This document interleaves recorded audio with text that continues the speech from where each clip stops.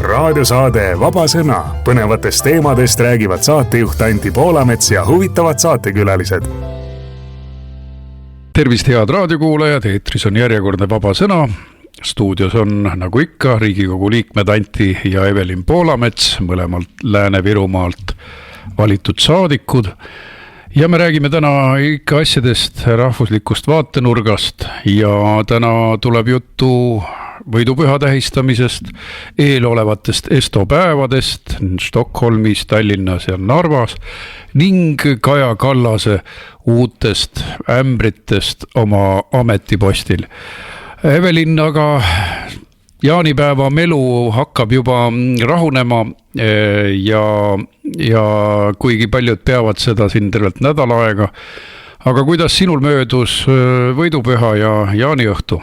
Tere ka minu poolt ja seekord oli meil võidupüha tähistamine kuidagi eriti pidulik, kuna rotatsiooni korras toimus Vinni vallas maakaitsepäeva tähistamine, et meil on iga aasta siis erinevas vallas Lääne-Virumaal ja viimati oli 2015. aastal ja me kuulasime siis kõnesid ja mis kõige toredam oli, et 35 aastat tagasi avati või taasavati Viru Jaagupis mälestussammas ja esimest korda avati see mälestussammas 24. juunil 1923, aga vahepeal peideti ära 1940 peideti see ära ja viidi hiljem jälle tagasi ja 1945. õhati ja nüüd siis 1990. taas avati see mälestussammas täpselt samasugune, nagu ta algupäraselt oli ja kõige toredam juhtum oli veel nii, et meil olid kohal need samad inimesed, kes tollel ajal, kui 1990. aastal see mälestussammas avati Viru Jaagupi kalmistul, oli kaitseliitlane Andrus Sild ja kapten Ants Silm kohal ja me taas lavastasime selle situatsiooni, kuidas nad olid mõlemal pool mälestussammast ja nüüd on ju väga tore võrrelda 35 aasta vahega ja kusjuures Ants Silm on olnud ka Viru maleva asutajaliige ja ta oli ka peale Kaitseliidu taasloomist esimene malevapealik. No igal juhul Raudvara ja Viru Jaagupi on sellepärast eriline koht, et seal avati ka esimene sammas represseeritutele, sest seal tegutses tõeline rahvavalgustaja ja vanavara ja mälestuste kogu ja ka represseeritu mõistagi preester Madis Oviir. Tema siis oli mees, kes pani Viru Jaagupi kirikuaeda üles võimsa represseeritute mälestusmärgi. Olen näinud pilte, seal oli tohutu rahvamass, tõeline ärkamisaeg. Et mina veel Virumaaga nii tihedalt seotud ei olnud tollel ajal ja käisin muinsuskaitse seltsi liikmena küll paljudes kohtades, aga ilus on vaadata, kuidas te olete hoidnud pärimus seal. Ja meil on ka veel hästi tore traditsioon, et kui võidutuli saabub Lääne-Virumaale ja jõudis ka sinna Vinni valda, siis Vinni vallast jagati see võidutuli teistele kohalikele omavalitsustele Lääne-Virumaal ja see rituaal on ka aastast aastasse ja väga kaunis. No aga see on hästi tehtud, see on 34. aastast pärit rituaal ja minu jaoks täiesti hämmastavalt tark ja ilus rituaal. Ka võidutule jagamine, omal ajal siis sõitsid Kaitseliidu mootorratturid üle riigi tõrvikud käes. Ernst Põder oli see, kes algatas võidupäeva tähistamise, sest tema oli ka Võnnu lahingu võitja, väejuht, selle võidu arhitekt. Et seda on tegelikult lubamatu alahinnata, mida nad saavutasid, sest Eesti oli 2 rindesõjas, mis on veel kogu aeg see oli kogu aeg vähemuses, oma sõjaväega vähemuses olevale väikeriigile kohutavalt ohtlik olukord, aga ta suutis lahendada nii Punaarmee purustamise ja piiridest väljaajamise, kui ka tegelikult sõjaliselt väga võimeka Saksa Landeswehri purustamise. Ja seal oli siis väejuhiks von der Goltz, kes muide soomlaste jaoks on kangelane, kes tema aitas vabastada oma vägedega 1918. jaanuaris punastest Helsingit. Aga kuna sakslastel oli hoopis oma agenda siin ja nemad tahtsid oma nukuriiki ehitada ja siis eestlased ei saanud seda mitte lubada. Nii et see oli võimas võit ajaloolise vastase üle. Jah, et kui meie ajalugu vaadata, siis on vähe neid päevi, mida me nii rõõmsalt tähistada saaksime ja see võidupüha on just selline päev, kus me jälle saame tunda rõõmu, saame tunda seda ühtekuuluvustunnet ja hästi oluline ongi seda väga pühalikult ja väga rõõmsalt tähistada. No, sama tunne oli mul Pärnus, kus siis oli tänavune võidupüha tähistamine riiklikul tasemel, kus oli president ja teisedki ametiisikud, aga see on see päev, kus mitte Kaitseväe juhataja ei pea kõnet, vaid ta annab selle võimaluse Kaitseliidu juhile, et see on Kaitseliidu päev olnud ajast aega ja Kaitseliidu juhi kõne meeldis mulle väga. Kaitseliidu juht on praegu Ilmar Tamm, kes siis muuseas muide rõhutas ka sõnavabaduse tähendust. Seda oli ootamatu ja kena kuulata, et meil veel võivad olla eri arvamused, aga neid tulebki lubada, et vastasel korral me oleme sarnased oma vastastega.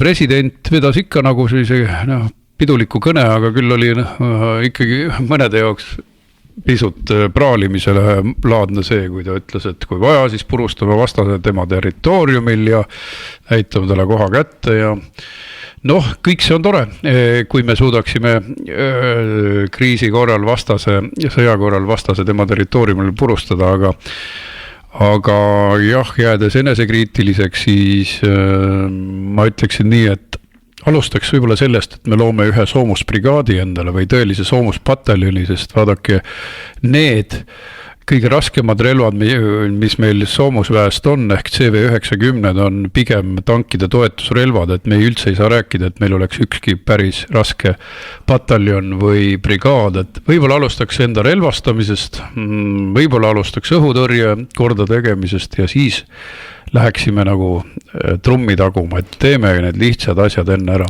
Ma ka mõtlen, et kuidas on viimastel aastatel see retoorika muutunud, et varasemalt me pidasime kõnedes alati oluliseks seda rahu, pidasime oluliseks rõhutada, et inimkond on arenenud, enam selliseid rumalusi nagu sõdasid enam ei peetaks ja nüüd me oleme jõudnud nagu uude ajastusse, kus see sõda on igas kõnes ja igas tähtpäevas, et niimoodi on meil vahepeal ajad muutunud, et sõda ei ole ära kadunud. Väikeriigina me võiksime manitseda rahvaid rahule küll ja kuigi meil Venemaa osas seda lootust ei ole, aga mõne teise riigi osas me võime ikkagi ju siis olla sellised, kes rõhutavad rahvusvahelise õiguse olulisust ja seda, et sõda on see enesekaitsevahend, see viimane vahend ja nagu jah, minu jaoks on ka praalimine läinud üle piiri ja muidugi kuidagi seekord oli vähem Ukraina nagu neid käemärke sõjameestel, tore, kui mõni lipp on solidaarsuse märgiks, aga vaata, kui käemärkidel ei ole nagu üldse Eesti lippu, siis ma olen pisut ehmatunud, ei saagi aru, kelle armee see on, et kui on ainult Ukraina vapp, siis nagu läheks võõras sõjavägi mööda ja siin minu meelest läheb see propagandistlik asi ikka päris üle liia, et me oleme ju kõik südames Ukrainaga, aga kas teil on vaja siis nagu üldse oma käevapid teise riigi vastu ümber vahetada, see nüüd ei ole enam väärikas. Või oma riik täiesti unustada. Võtame kas või Rakvere näite. Laps juhtis tähelepanu mul. Ütles, emma, vaata, Ukraina lipp, Rakvere linnalipud, aga miks Eesti lippu ei ole? Isegi lapsel tekib juba selline segadus, et miks meie linnas enam ei lehvi sinimustvalge lipp, vaid on asendatud Ukraina lipuga. No see on tegelikult, ma ütleksin niimoodi headel inimestele, et see on olnud ju Kaja Kallase ja nende poliitiline spinn, et näidata ja taguda rinda, et no ja tekitada teistel ka siis see illusioon, et me oleme nüüd nagu eriti tugevad Ukraina kaitsjad, et aga faktiliselt ju seesama inimene tegeles idavedudega sellel ajal, surutakse mõttetuid kahjulikke maksutõuse läbi, et siis tekitada selline illusioon, et jah, kõik on hästi, küll me tegeleme ja selleks siis liputatakse teise riigi lipuga lõputult, aga siis oluline on tegelik abi ja tegelik abi mürskude näol, tegelik abi droonide näol. Ma olen ka siin öelnud ühes intervjuus, et kui me anname mõnele riigiasutusele seda abi, mingisugusele ministeeriumile lihtsalt mingiks kuluks, siis on väga suur tõenäosus, et Ukrainas võidakse see ka kõrvale panna, nii nagu meie Lehtme kõrvale pani, et tähtis on ikkagi sõjaline abi, see, mis kõige kindlamini kohale jõuab. Mina olen ka ise MTÜ teinud Ukraina toetuseks, praegu kogun raha 5 arvuti jaoks Kiievi õhutõrjele, nii et kui te seda saadet kuulete ja saate oma abi osutada Kiievi õhutõrje jaoks arvutite ostmiseks, siis iga 10 eurot on tere tulnud ja te leiate selle kontakti MTÜ Ukraina eest guugeldades või siis minule kirjutades, sest praegu on, miks nad üldse vajavad uusi arvuteid, sellepärast et see on massiivse surve all. Praegu on Venemaa droonide massid nii suureks läinud, et nende arvutid ei võta enam piisavalt välja kogu seda infot, mida vaja on, et me natuke suurema võimsusega arvuteid siis proovime neile hankida ja see on see konkreetne soov, et nad küsisid 5 tükki. Neid õhutõrjeüksusi on seal palju, et ma panen ka oma Facebooki lehele selle üleskutse, sest 4. juulil tahaksime mõned arvutid juba neile ära saata. Et see siis Ukraina teemal, aga ma lähen veel meie nende sündmuste juurde, et ma olin ka siis kutsega külaline riigikaitsekomisjoni liikmena ja vaatasin tribüünilt üksuste mööda marssi ja tead, hea tunne oli, sest Kaitseliidu puhul nagu selline nagu inimeste sort, kes ongi isamaalised ja kelle puhul vaatad, et ma tean, et nad lähevad kindlasti välja. Kui nende poole pöördutakse ükskõik mis kriisis, nad tulevad välja. Et kuidagi uhke oli vaadata ja naiskodukaitsjate pikad rivid ja kodutütred ja seal ma saan alati meeleliigutuse, siis ma tunnen, et rahvuslik Eesti on alles. Et kõik poliitikud ei käi ka homoparaadil, vaid kuskil on see päris Eesti olemas.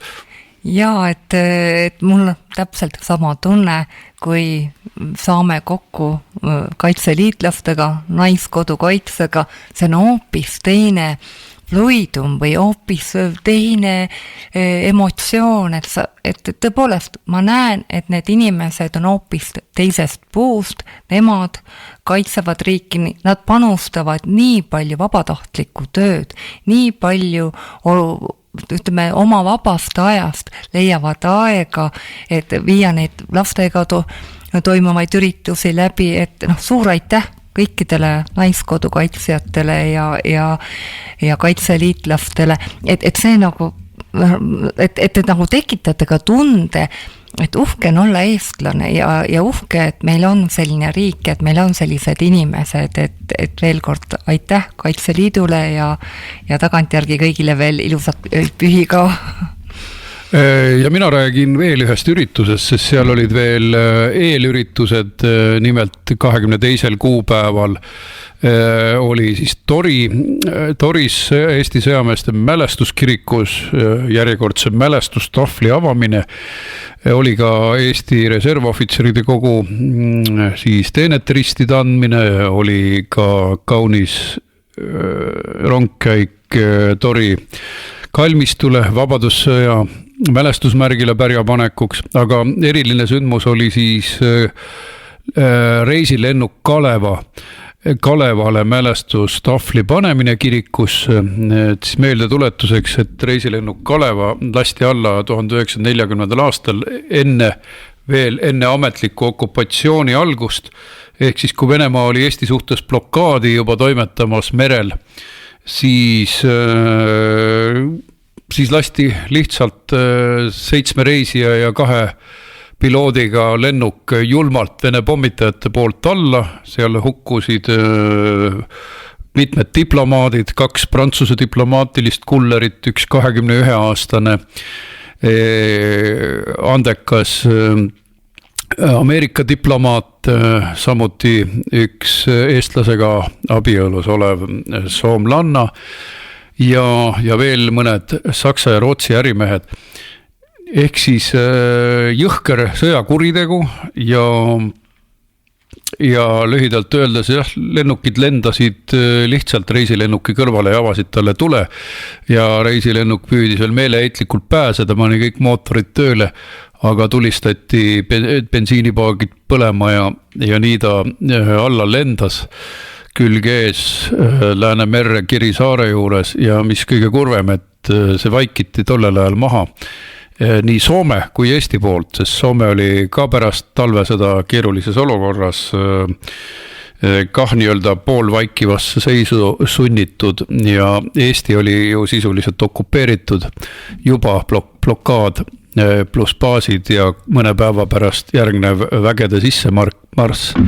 Ehk siis ja huvitaval kombel pärast oli sellega veel Venemaal tegu, et nad läksid allveelaevaga sinna ligi ja korjasid üle 100 kilo diplomaatilist posti üles, mis osutus neile väga-väga huvipakkuvaks, sest need olid need viimased andmed, ploosti võib-olla diplomaatiliste šifritega, koodidega Riia Tallinna saatkonnast, nii Prantsuse kui USA omadelt, nii et see oli rahvusvaheline kuritegu, mille eest võiks siiamaani veel eraldi vastust nõuda Venemaalt. Ja sellega seoses siis ma loodan veel täiendavad andmeid koguda, soovitan inimestel Jupiterist otsida Kaleva teemalist filmi ja selle ränga kuriteoga ennast kurssi viia. Ja muidugi palju ilusaid elamusi oli, palju toetajaid oli paraadil, kes sulusid kätt ja rõhutasid ka seda, et me rahvusluse lippu ikka üleval hoiaksime. Evelin, ja meil on endal toimumas visiit Esto päevadele, ehk siis see on inimestele teadmiseks, et Esto päevad toimuvad seekord mitmes maailma otsas, muuhulgas ka Tallinnas ja Narvas, nii et head inimesed, minge ka Narva Esto päevasid vaatama, või Tallinnasse, et programm on tihe, Narvas on palju ekskursioone, rahvaüritusi ja küll me siis anname teile ka ülevaate, kuidas kõik see kogemus oli, me kuulume ise ka üleilmsete eestlaste toetusrühma, nii et väliseestlusega sidemete hoidmine on meie südameasi ja kohustus. Ja tõesti veel reklaami korras, et laupäeval 28. juunil ongi siis Narva päev ja siis võite täpsemalt vaadata, kui põnevad üritused seal on, et õhtul kell 19 on rongkäik Narva Raekoja juurest Linnusesse ja ongi 19.30 kuni 23.00 Narva linnapäevade kontsert ja palju muud põnevat. Jah, ma kordan ka üle, et 25. juunist kuni 3. juulini toimuvad siis Stockholmis, Narvas ja Tallinnas juba 13. ülemaailmsed Eesti kultuuripäevad ehk siis Esto päevad ja juba siin Stockholmis on 26. juunil avakontsert ja sinna oodatakse siis ligi 400 koorilauljat ja 200 rahvatantsijat ja võimlejat ja lisaks oodatakse väliseesti koorilauljaid Austraaliast, Kanadast ja USA-st, kes on teel muide üldlaulupeole, nii et armsad kuulajad, et jõuate veel, kui saade eetrisse läheb, mõnest üritusest osa saada. Jaa, isegi Stockholmi jõuate, kui kähku kohvri pakite ja endale sinimustvalge lippu kaasa pakite, et kuna see kestab seal 3 päeva. Ja teen eelreklaami ka, põnevaid tähtsaid rahvuslikke üritusi on veel tulemas 26. juulil, pange vaim valmis, on Sinimägede mälestuspäev. Kuna seal riigitegelasi ei käi, peale siis mõne Riigikogu liikme, ma olen ise seal alati võimalusel kohal olnud ja vähemalt ühte Isamaa saadikut mäletan ka, aga nii nadi see ongi meie kangelaste mäletamine Sinimägedel, et aga näitame siis rahvameelsust, et meie mäletame oma kangelasi, meie ei salga neid, meie ei häbe neid nagu endine siseminister Lauri Läänemets, kes ütles, et ei tea jah, vanaisa vist sai valele poolele ja niimoodi me oma võitlusvaimu ja moraali ei tõsta, kui me oma kangelasi, kes kommunistliku kiskja vastu võitlesid, maha salgame.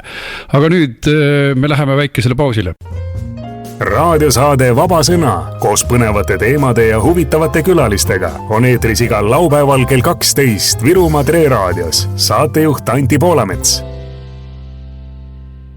Oleme stuudios tagasi ja läheme Evelini sinuga põneva teema juurde, see on Kaja Kallase uued seiklused oma ametis ja nüüd ta sai siis hakkama iirlaste välja vihastamisega, sest ta hakkas neid tögama ja ironiseerima ja õpetama, et kuidas ikkagi eestlased on kannatanud ja nemad ei tea meie kannatustest midagi ja nemad olid õitsengus sellel ajal ja nad ei mõista mitte midagi ja see oli siis ühel Euroopa Parlamendi debatil mõni päev tagasi ja selle peale Iiri minister Iiri Europarlamendi saadik võttis sõna ja ütles, et kuulge, teie Kaja Kallas ei tea meie ajaloost kohe mitte midagi, et kuidas te neid asju niimoodi välja mõtlete? Kui tohib, siis ma tsiteerin Kaja Kallast, et ta ütles väga julmalt, ta ütles, et meie raudse eesriide tagune kogemus on see, et pärast teist maailmasõda said riigid nagu Iirimaa ehitada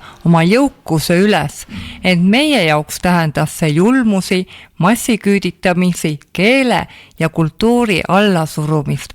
Anti, kommenteeri, mida see tähendab, kui iirlastele selline tekst näkku paisatakse? No see on lihtsalt solvang ja et ärme unusta, et iirlased on üks kõige palju kannatanum Euroopa rahvas, sest nad olid samamoodi nagu meie Venemaa või siis mõne teise vallutaja kanna all, kõik need aastad olid nad brittide surve all, siis britid kohtlesid neid väga julmalt, sellega kaasnes näiteks 19. sajandil, kui veel lisaks tuli ka kartuliikaldus, tohutu väljaränne, nad kaotlesid oma pool elanikkonnast väljarände ja näljahäda kaudu ja siis see brittide rõhumine kestis kaua, et nende vastu oli regulaarsed ülestõusud, võitlus oma keele ja kultuuri pärast kestab neil edasi, et eestlaste seis on palju parem selles osas, et inglased ju rõhusid neid nii meeletult, et juurisid välja siis iiri keele ehk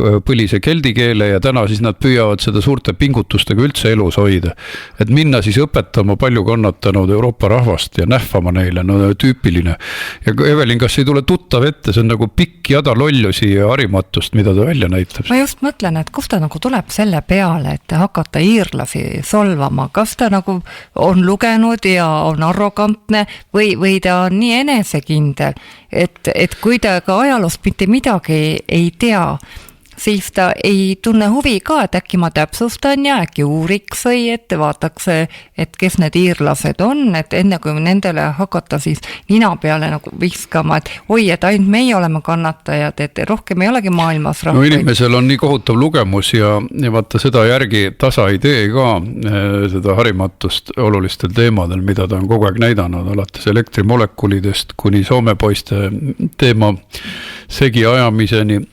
Ajas ikka segamini, ta arvatavasti jälle oma enese tarkusest teadis täpselt, nii nagu ta teadis täpselt, mis asjad on need elektrimolekulid ja nüüd ta teadis täpselt, et kes on need Soome poisid. Ja, aga nüüd oleme tõsisemad, et vaata sellel ametikohal niimoodi häbi teha, see on ikkagi meistriklass, sest esiteks ta ajas ju kohe USA-ga suusad risti, kui ta hakkas sõimama, et vaba maailm otsib uud liidrit ja kes te sellised olete siin, ja selle tagajärg oli see, et teda ei lastud Washingtonis ühestki uksest sisse ja tühistati visiidid, öeldi, et tal on kõrge ametikoht, seda ei saa öelda, aga ta täidab seda väga andetult ja rumalalt. Siis ta hakkas rääkima, kuidas Gröönimaa kaitseb oma iseseisvust kurja USA vastu ja unustas ära, et Gröönimaa ei ole iseseisev riik, ta on Taani koloonia sisuliselt olnud 100 aastaid, et noh, jällegi milline juhmus, Iirimaa teemad ja kõik, et see praalimine, no enesekindel praalimine, vaata teda on ka nii kaua potitatud, et eriti siin Ukraina sõja ajal, et küll teie olete tark inimene ja küll teie olete tark ja siis ta nagu on nii palju nagu julgust saanud, et ta kogu oma lolluse välja näitab, et oleks keegi öelnud, et nagu noh, harige ennast või siis oleks võib-olla olukord natukenegi parem. Ma räägin ka selle Soome poiste tausta lahti, võib-olla inimesed enam ei mäleta, aga Kaja Kallas läks Soome visiidile. See ei olnud kogemata, et keegi ajakirjanik pahatahtlikult paneb mikrofoni nina alla ja küsib, et mida te nüüd teate. Ja ta oma kõnes, ma just mõtlen ka selle peale, et keegi võiks ju vaadata tema kõned üle. Ja sellel kõnes Soomes, oma Soome visiidil, teatas ta järgmist, et Soome poisid tulid meile vabadussõjast appi ja talve jätkusõjas läksid Eesti vabatahtlikud Soomele appi. Et see on täiesti nagu uudne ajaloo käsitlus ja ka paljud soomlased olid kuidagi hämmingus, et tuleb Eesti peaminister ja teeb nagu oma versiooni ajaloost, siis võib ju ka Soome ajaloolastel tekkida korraks see küsimus, et kuidas siis, kas siis Eestil on mingi oma ajaloo käsitlus, et me oleme ju varemgi näinud, et ajalugu kirjutatakse ümber, aga et võib-olla siis Kaja Kallas juhtub siis meie saadetki kuulama, siis ma ütlen, et hea Kaja Kallas, Soome poisid olid just need samad Eesti vabatahtlikud, kes 1943. kuni 1944. kuula nüüd Kaja Kallas, kui juhtud kuulama, läksid Soomele appi peale tungiva Punaarmee ja meie põlisvaenlase vastu sõdima. Just neid kutsuti ja kutsutakse ka täna ühtemoodi Soome poisteks, nii Soomes kui Eestis, et väike ajalootund. See oli väike vajalik ajalootund, aga eks talle tuleb ka geograafiatunde anda ja palju teisi asju järeleaitamiseks, et selline see olukord paraku on, et kui inimene on jõudnud oma ebakompetentsuse tasemele, siis kõik see paistab paraku päris halastamatult välja. Aga Evelin, mida veel soovida inimestele sellel suvel? Ma arvan, et tõepoolest, et kõik oskavad oma toredaid suviseid reise kenasti planeerida, aga soovitusena muidugi pidage kinni vabadussõja mälestusmärkide juures. Kui teile tundub, et riik ei tee piisavalt meie vabadusvõitlejate mälestamiseks, siis teeme seda ise. Ja vahel tuleb ka üksikuid võitlejaid meeles pidada, et ma olen siin annetanud ka mõne hauatähise taastamiseks, näiteks Sangaste kalmistul üks idapataljoni kuulus võitleja Arseni Korp. Seal on tema aud, kindlasti tuleks seal hoida küünal ikkagi tähtpäevadel põlemas ja on palju kohti, kuhu on meil maetud vabadusvõitlejaid, vabadussõja noori võitlejaid, et nii saame meie oma enda algatusel teha selle töö ära, mida riik piisavalt ei tee. Ja muidugi me valmistame siin kõik koos laulupeoks. Eks meilgi on 2 päeva seal kindlasti imelisi elamusi ja estopäevade laulupidu tuleb meile veel erakordse täiendusena. Jah, head inimesed, mõelgem suvel ilusatele asjadele, kuigi 1.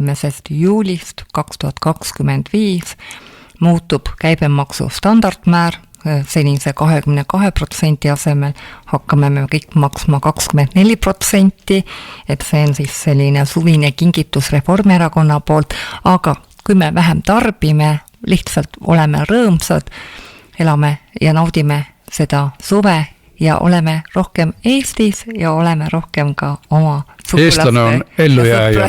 Eestlane on ellujääja. Ja koguge talveks varusid. Rasva tuleb koguda. Ja kuulmiseni järgmisel laupäeval meie suvepuhkusele ei lähe. Kõike head.